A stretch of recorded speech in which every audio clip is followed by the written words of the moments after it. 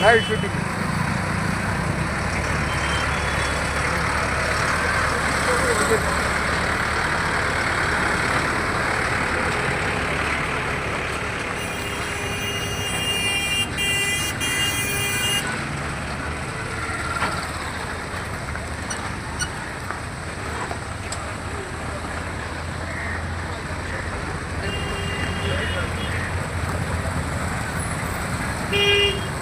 क्या प्यारे से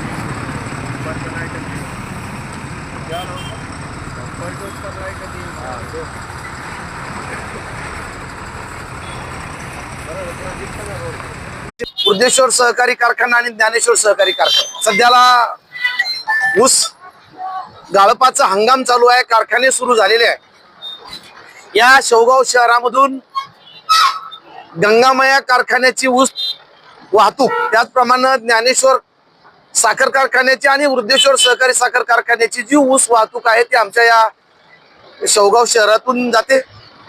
खरं म्हणजे ऊस वाहतूक करणारे जे काही वाहन आहेत, ट्रॅक्टर आहे आणि त्याला 2 ट्रॉल्या लावून जुगाड लावून ही वाहतूक या शहरामधून जाते।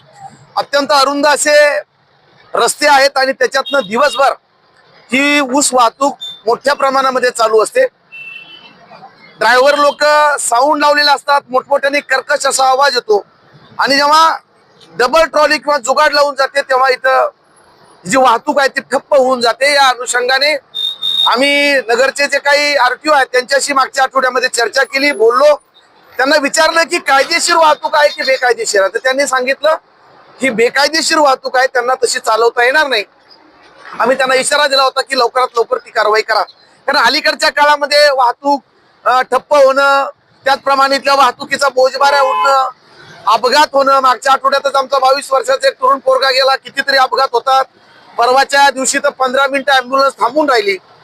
मला असं वाटतं की अशा परिस्थितीमध्ये आरटीओनी लक्ष देणं फार गरजेचं आहे आणि म्हणून आम्ही त्यांना इशारा दिला होता की यांच्यावरती बेकायदेशीर वाहतूक करतात, कारवाई करा। मोटरसायकल वरती जर 3 गेले तर त्याच्यावरती दंडात्मक कारवाई केली जाते। इथं शेवगाव पोलीसचे ट्रॅफिकवाले शेवगाव सोडून बाजूला उभे राहतात, थोडं काही जरी चुकीचं दिसलं त्यांना त्याच्यामध्ये तरी देखील त्यांना अडवलं जातं, त्यांना दंड मारला जातो, दंडाच्या नावाखाली पैसे वसूल केले जातात। आणि म्हणून वंचित बहुजन आघाडीच्या वतीनं आम्ही आरटीओला सांगितलं की त्यांच्यावरती कारवाई करा, या ऊस वाहतूक करणाऱ्या ट्रॅक्टर चालकांवरती। मागच्या आठवड्यामध्ये आरटीओ येऊन गेले, त्यांना कारखान्यांना समज दिली, ड्रायव्हर लोकांना समज दिलेली, परंतु अद्याप काही कारवाई झालेली नाहीये। जनतेचा विषय आहे, जनता वैतागून गेलेली आहे, त्रासून गेलेली आहे। बाकीचं कुणी अधिकारी, आरटीओचे अधिकारी, पोलीस स्टेशनचे अधिकारी आणि कारखाने यांच्यामध्ये मला असं वाटतं की एकमेकांचं हे देणं घेण्याचा व्यवहार आहे। एवढ्या मोठ्या शहरातून जर बेकायदेशीरपणे वाहतूक चालत असेल तर त्यांच्यावरती कारवाई झाली पाहिजे. रात्री 9 नंतर ही वाहतूक चाले ना का, पण दिवसभर चालता कामा नये. आणि म्हणून आम्ही रात्री पीआयला आणि आरटीओला अल्टिमेटम देऊन आलेलो आहोत. जर येणाऱ्या मंगळवार पर्यंत जर ही बेकायदेशीर वाहतुकीवरती तुम्ही दंडात्मक कारवाई केली नाही, त्याच्यामध्ये सुधारणा नाही आली, तर बुधवारी आम्ही क्रांती चौकामध्ये वंचित बहुजन आघाडीच्या वतीनं रस्ता रोको आंदोलन करणार आहोत. जनतेच्या प्रश्नांसाठी आम्ही बाहेर पडणार आहोत. आणि म्हणून रस्ता रोकोच्या दिवशी जर काही घडलं तर त्याला सर्वस्वी आरटीओ आणि शेवगावचे पोलीस स्टेशन हे जबाबदार राहतील, असा इशारा आम्ही त्यांना देऊन आलोय, निवेदन दिलेलं आहे. आणि आम्हाला अपेक्षा आहे की मंगळवार पर्यंत ही बेकायदेशीर होणारी वाहतूक थांबवावी, त्यांच्यावरती कारवाई व्हावी, नाही तर बुधवारी आम्ही वंचित बहुजन आघाडीच्या वतीने रस्ता रोको करणार आहोत. वंचित बहुजन आघाडीचा विजय असो. 8 दिवसाला एक मृत्यू पडला होता आपला. याला जबाबदार कोण? याला खरं म्हणजे 8 दिवसालाच अपघात होतात, एक बळी जातो इथं, आणि हे आरटीओ आणि पोलीस स्टेशन हे उघड्या डोळ्याने बघतात. हे तेच जबाबदार आहेत, त्यांच्यावरच खऱ्या अर्थाने मनुष्यवधाचा गुन्हा दाखल करायला पाहिजे. आणि म्हणून याच्यासाठी आम्ही रस्ता रोको आंदोलन करतोय की आणखीन तुम्हाला शेवगाव तालुक्यातले, शेवगाव शहरातले किती निष्पाप लोकांचे बळी घ्यायचे आहेत. परवा इथं शिक्षकाची गाडी होती, जोडपं होतं, ती गाडी दाबली गेली. असे कितीतरी रोज या ठिकाणी घटना घडतात.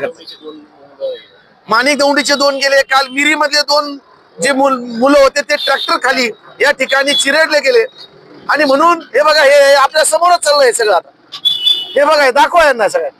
या पद्धतीनं राजरोसपणे जर ही अशी बेकायदेशीर वाहतूक होत असेल तर याला जबाबदार कोण? याला आरटीओ आणि पोलीस स्टेशन. कारखाने पॅकेज देतात आरटीओला आणि पोलीस स्टेशनला. आम्ही बुधवारी बेकायदेशीरपणे गाड्यावरती 3-3, 4-4 जण येणार आहोत. आणि आम्ही आव्हान करणार आरटीओ, तुझ्या दम असेल ना, आमच्यावर अगोदर कारवाई कर.